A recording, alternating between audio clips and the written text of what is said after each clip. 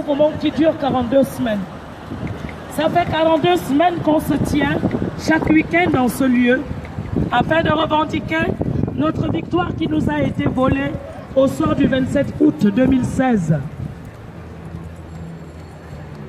Il y en a qui se posent la question, ils se disent pourquoi ces gens continuent à manifester alors que l'autre est au pouvoir.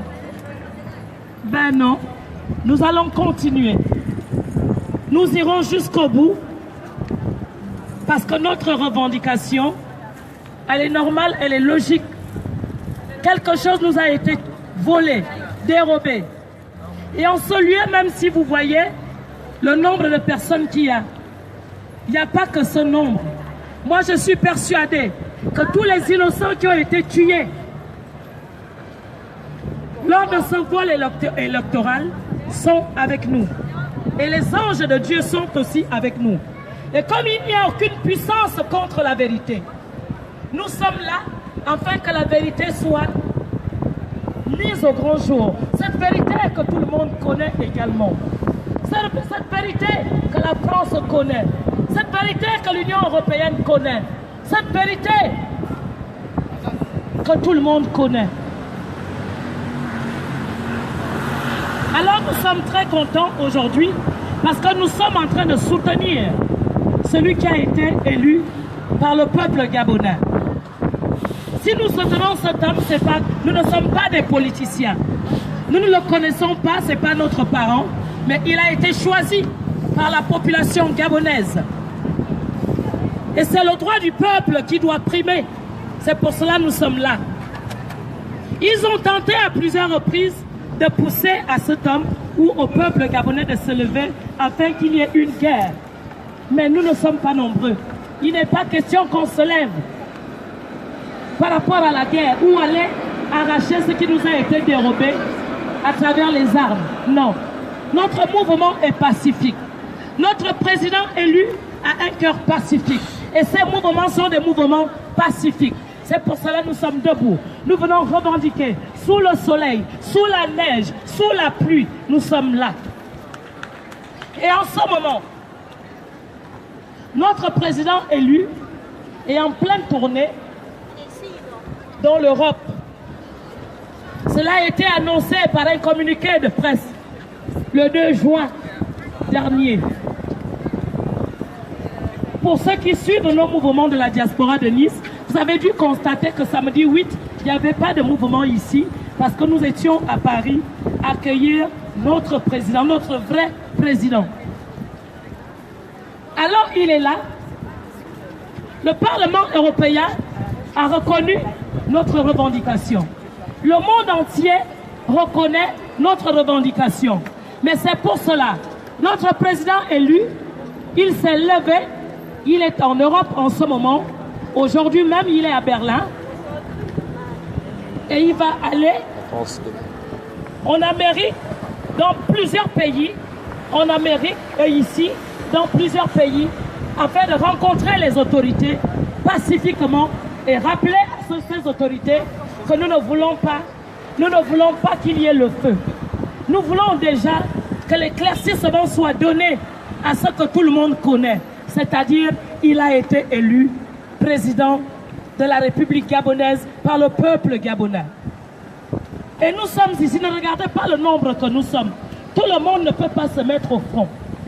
Tous les Gabonais qui sont assis dans les maisons et les non-Gabonais qui soutiennent notre action, ils sont nombreux.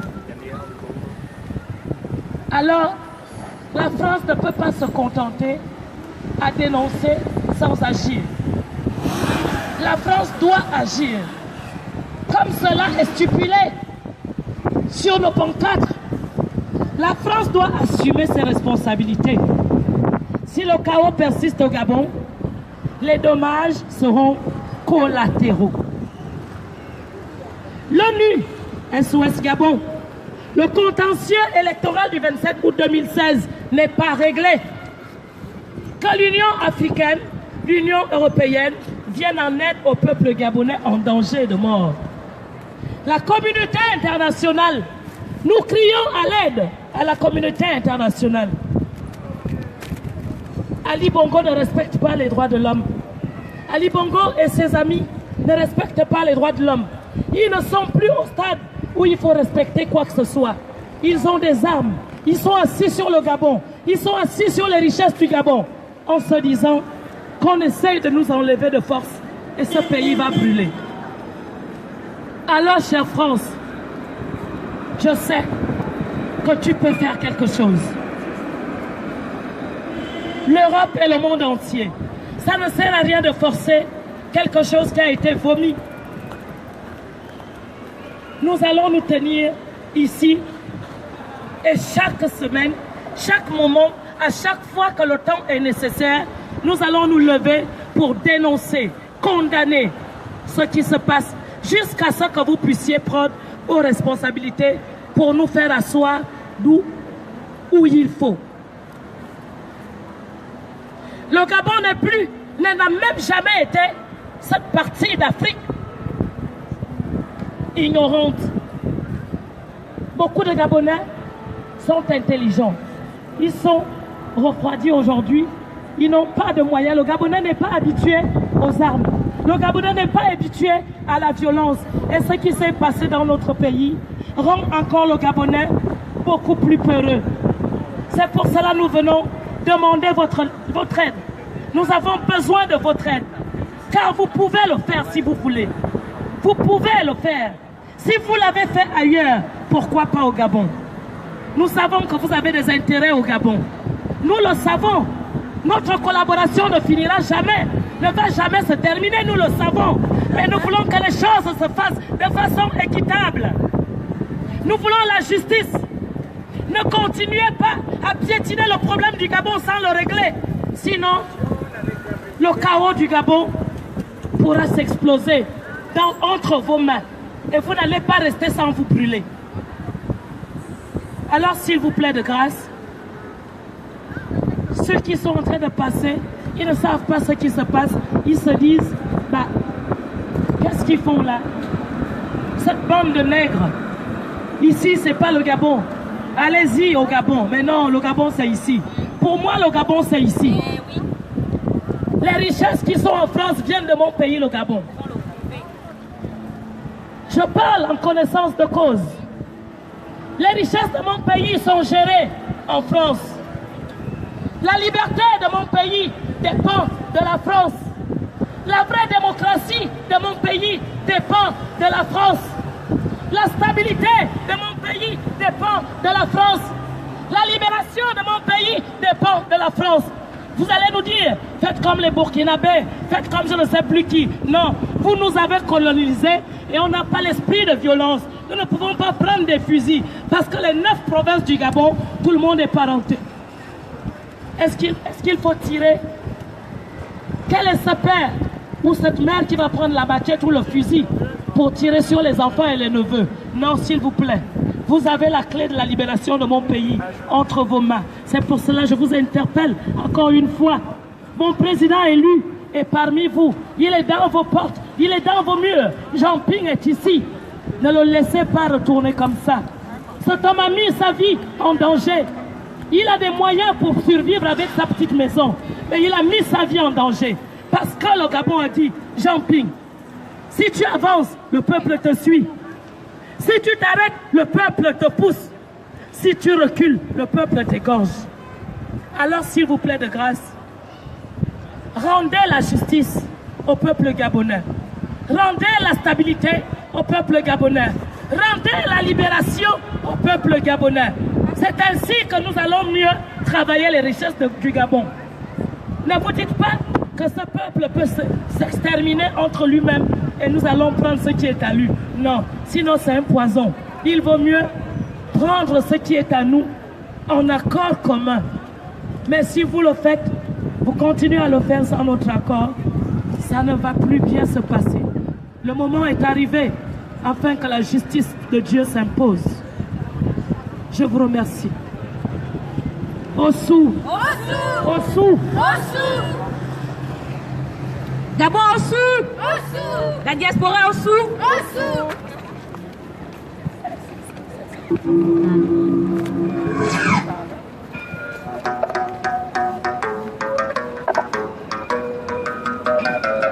parlez de la même foi compatriotes et sœurs, je vais rajouter qu'Ali Bongo a pour objectif de transformer les Gabonais en terroristes.